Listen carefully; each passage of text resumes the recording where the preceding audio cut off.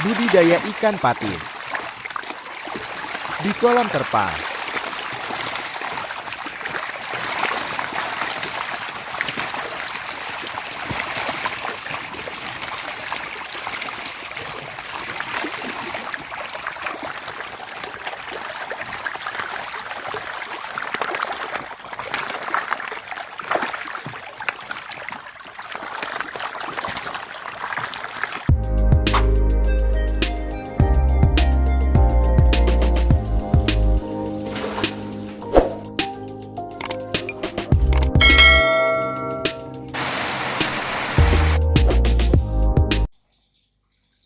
Halo teman-teman, berjumpa kembali di channel Teluk Visa.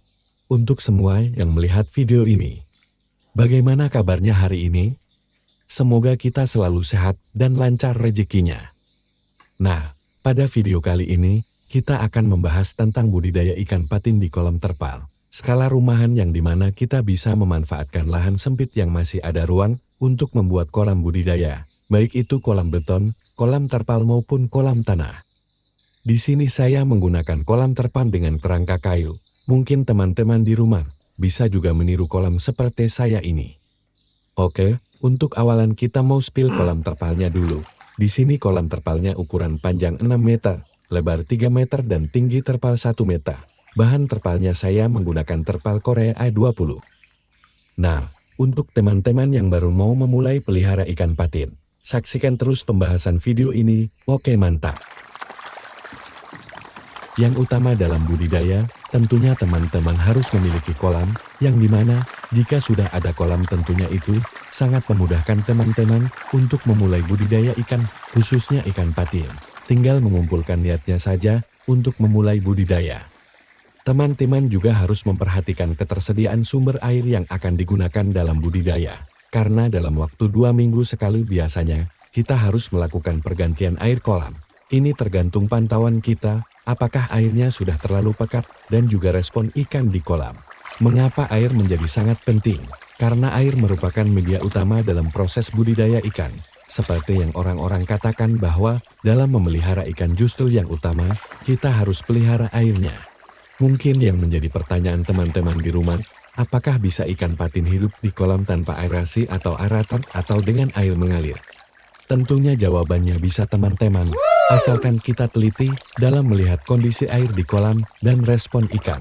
Melihat respon ikan biasanya, saat kita memberi pakan, seperti di video ini ikan makan dengan lincah, karena baru kemarin diganti airnya, sebelum diganti respon ikan biasanya lambat, seperti nafsu makannya menurun.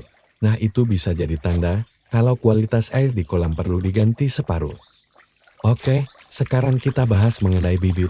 Dalam kolam terpal saya ini, satu kolam saya isi dengan 500 ekor ikan patin, dengan ukuran tebar 3-5 cm, dengan harga di tempat saya ini per ekor Rp450. Untuk tebar ideal ikan patin di kolam terpal berkisar 20-30 ekor 1 meter kubik airnya.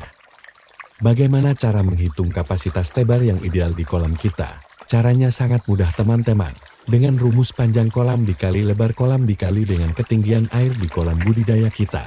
Kita ambil contoh di kolam panjang 3 meter, lebar 3 meter ketinggian air 80 cm. Maka hasilnya didapat adalah 7,2 kubik air, dikalikan tebar 30 ekor per kubiknya, maka hasil tebar maksimal untuk kolam tersebut 216 ekor ikan patin. Oke. Saya hampir lupa untuk mengingatkan teman-teman agar membeli benih yang berkualitas. Karena bibit yang berkualitas, tentunya akan besar peluang keberhasilan budidaya kita. Semakin besar bibit yang kita tebar tentunya semakin baik. Kira-kira sampai di sini bagaimana semangat teman-teman untuk budidaya ikan patin? Pokoknya gaskan ya. Untuk teman-teman yang baru melihat channel ini tidak ada salahnya dong. Bantu dukung channel ini dengan cara klik subscribe, klik like dan juga berkomentar, kita belajar bersama. Kita akan membahas manajemen pakan untuk ikan patin. Idealnya, ikan patin mengonsumsi pakan per hari sebanyak 3% dari total bobot ikan. Untuk bibit patin pakan yang diberikan baiknya mengandung protein minimum 40%. Setelah 1 bulan lebih dari bibit pastinya ikan akan berkembang asal pemberian pakan yang cukup, teratur dan konsisten. Maka setelah itu, Kita bisa memberikan pelet yang mengandung protein minimum 25%. Semakin tinggi protein tentunya akan semakin bagus. Untuk pemberian pakan, bisa dilakukan 2 kali dalam sehari pagi dan sore hari. Bisa juga dilakukan 3 kali sehari. Di kolam saya ini, saya beri 2 kali sehari saja. Pagi pukul jam 8 kemudian di jam 4 sore. Untuk pemberian pelet di sini, saya melakukan pembibisan pakan terlebih dahulu dan kandungan protein yang saya gunakan 30%. Semakin tinggi protein, ikan akan cepat besar tetapi untuk harga pun makin mahal. Jadi kita harus pintar-pintar menyiasatinya.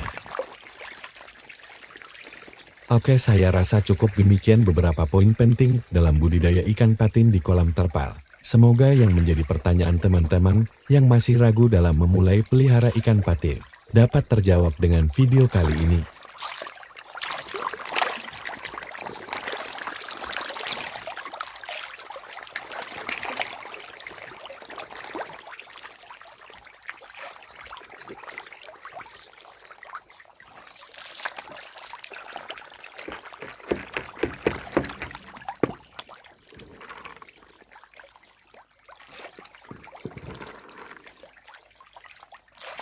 Terima kasih untuk teman-teman yang sudah mendukung channel ini, karena dukungan teman-teman adalah semangat dalam membuat konten-konten ke depannya. Walaupun kita tidak punya lahan luas, di lahan sempit kita masih bisa budidaya ikan.